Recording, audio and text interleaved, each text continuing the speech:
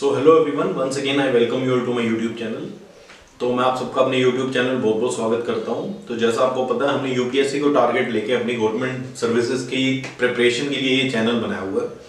और जो अभी हमारे नए आप ये कह सकते हैं वीडियो देख रहे हैं, तो उन्हें बता दें कि हमने हिस्ट्री पॉलिटी ख़त्म कर चुके हैं। हम इसमें इंडियन हिस्ट्री और पॉलिटी के बारे में, इन बिटवीन हमने इकोनॉमिक्स और न्यूमेरिकल एबिलिटी के बारे में स्टार्ट किया था, बट मुझे लगा कि एक environment and ecology major topic है।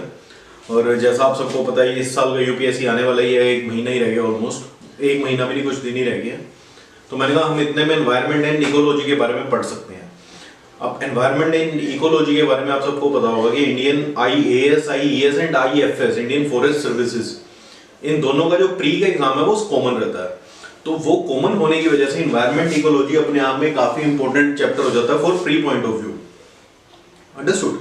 तो इसमें से काफी क्वेश्चन आते हैं। अगर मैं वैसे प्री की बात करूं तो एनवायरनमेंट इकोलॉजी, जनरल साइंस, आपके हिस्ट्री के, आर्ट एंड कल्चर के कुछ कुछ टॉपिक रहते हैं, but general science and environment ecology, इसमें से आज की डेट में काफी क्वेश्चन आते हैं।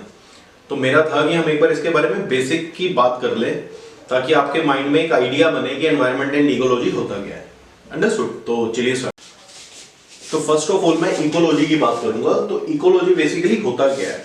अब इकोलॉजी आपने सिंपल टर्म्स में पढ़ना है। जैसे हम साइंस, हिस्ट्री की बात करते हैं तो वो सभी एक स्टडीज है। तो इसी तरह इकोलॉजी है, ये बेसिकली एक स्टडी है। स्टडी ये बताती है कि किस तरह से जो लिविंग ऑर्गेनिज्म या नॉन लिविंग ऑर्गेनिज्म जो भी हैं, जो भी आपके कंपोनेंट है, ये आपस में किस तरह से रहते हैं और एनवायरनमेंट में किस तरह से इंटरेक्ट करते हैं, उसकी स्टडी को बेसिकली इकोलॉजी कहा जाता है। अंडरस्टूड?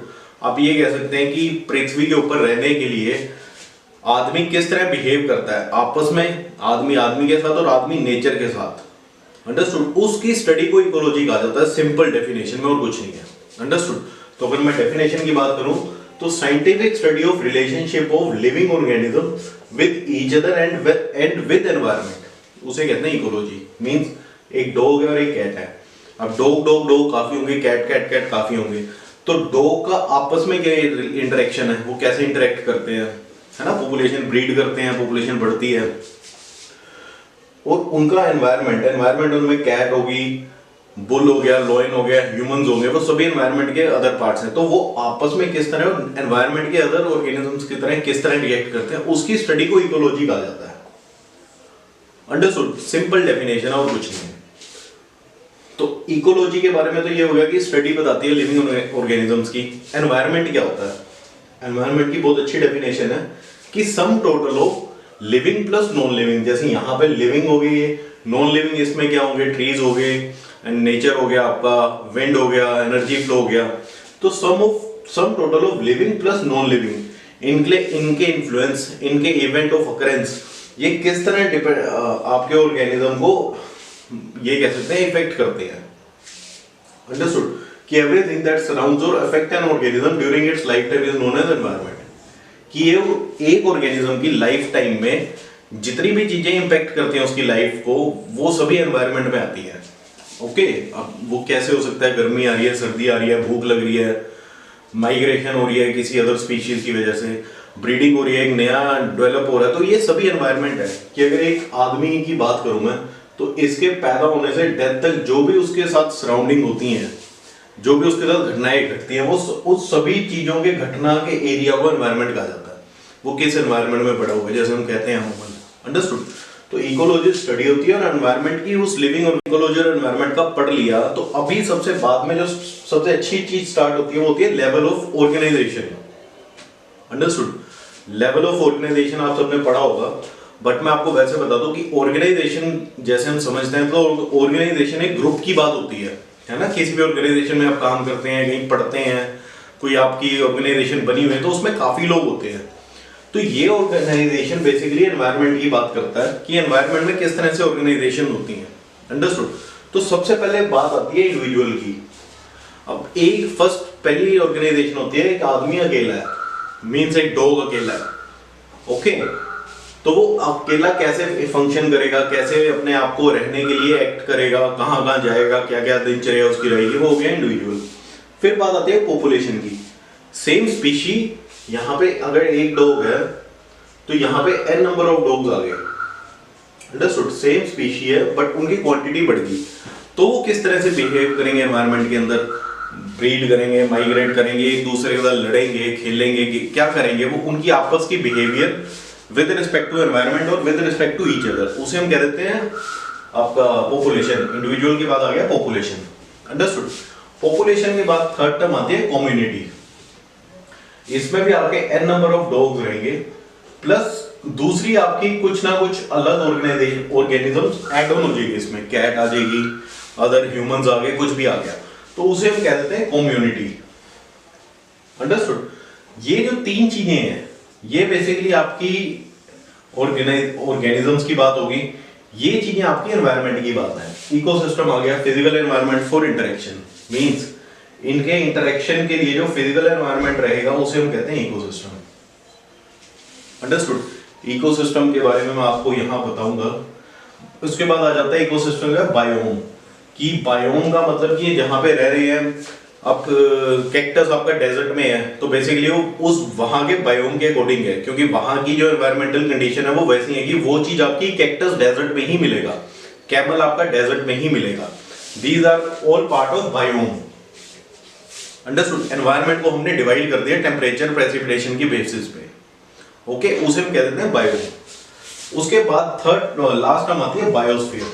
बायोस्फीयर हो गया कि जहां पे भी लोग जी रहे हैं वो सभी एरिया बायोस्फीयर होगा, अंडरस्टूड। बायोस्फीयर तो बहुत ही बड़ी चीज है, हम सब बायोस्फीयर में ही बैठे हैं, जैसे लिथोस्फीयर, स्ट्रेटोस्फीयर, एटमॉस्फेयर, हाइड्रोस्फीयर, उसमें एक बायोस्फीयर टर्म होती है, अंडरस्टूड।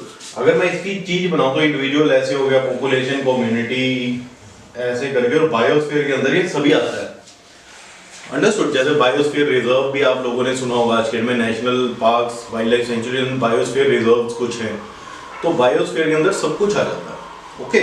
तो ये तो बात हुई लेवल ऑफ ऑर्गेनाइजेशन की, कि इंडिविजुअल, पॉपुलेशन, कम्युनिटी, ये ऑर्गेनिज्म की बात है, ये जो तीन चीजें हैं एनवायरनमेंट की बात है, अंडरस्टूड।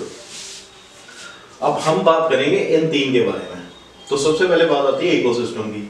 अब इकोसिस्टम जैसे मैंने आपको पहले बताया, इकोसिस्टम आपका वो हो गया जहां पे वो इंटरेक्ट कर रहे हैं, उनका एनवायरनमेंट है ना।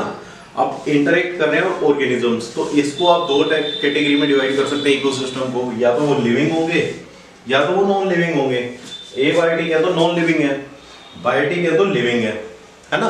अब अगर एबायोटिक है, नॉन लिविंग है, तो उनके लिए क्या चीज चाहिए? उनके लिए बेसिकली एनर्जी चाहिए, रेनफॉल चाहिए, टेम्परेचर चाहिए, एटमॉस्फेयर चाहिए और मटेरियल चाहिए, क्योंकि नॉन लिविंग है, उनको नेचुरल सोर्स चाहिए ग्रो करने के लिए, अपने आप खत्म होने के लिए और रीग्रो करने के लिए।